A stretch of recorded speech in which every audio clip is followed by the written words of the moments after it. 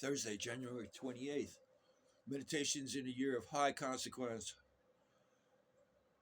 And I want to just try to get it, make it real, try to get real about what is possible and what I'm saying when I say that things need to start really happening. Uh, we have to get past a lot of this talking and into some serious uh, projects that start to shift towards a new paradigm. And the seeds of it have to be really clearly understood in the next couple of months. And then a strategy to shift the whole world economy and the whole world politics into something that actually begins to heal. Has to come from the ground up. Um, the current trends as they're playing out, the best we can hope for geopolitically is a three-sided stasis, and that's sort of beginning to happen. Putin has to hold his own over there. There's a logic there. I don't want to get into politics. I don't want to get into politics because there's so much toxicity there, and it almost looks deliberate. And I've understood that, yeah, to some extent, there probably is a little bit of deliberate divisiveness happening, but that's kind of a pile-on to what was already natural, organic divisiveness in the context of society, economy, where everyone's pitted against each other, and you all need to, you really, and I'm not. It sounds like I'm talking about communism. That's not what I'm saying. Um, the logic of the free for all economy is we don't need to get past. We don't have to go through this all again. It's what we've got, and it's gotten us amazing new science.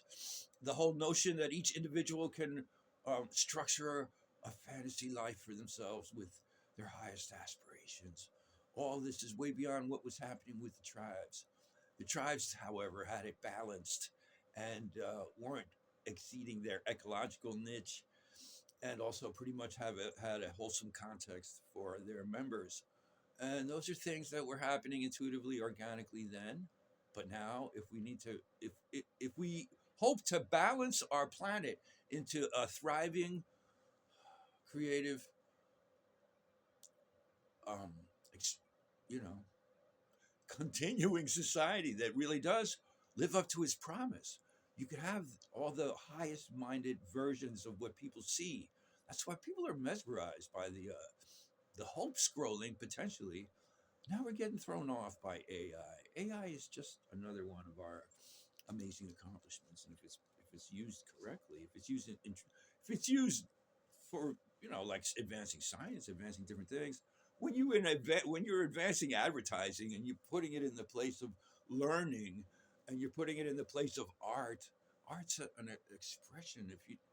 That if it's not coming from within, what's the point? That's because you want it as advertising, or you want to get likes.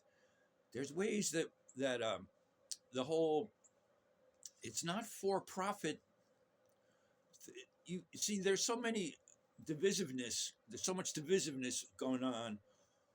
It's the left basically demonizing all forms of commerce as self-serving, and you use the words for profit instead of just saying we're keeping the books intelligently.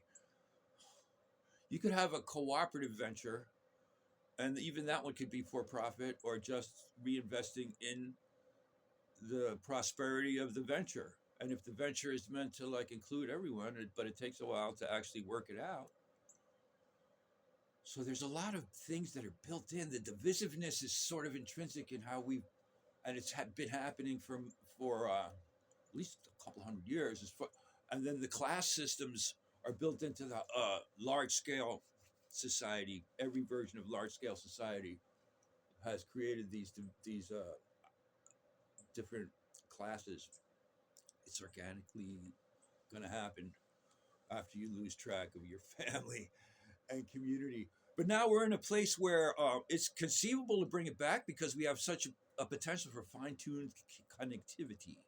But we're also in a place where karmically we better do something, because the consumption and the overproduction that happens when you're not really contextualizing your use intelligently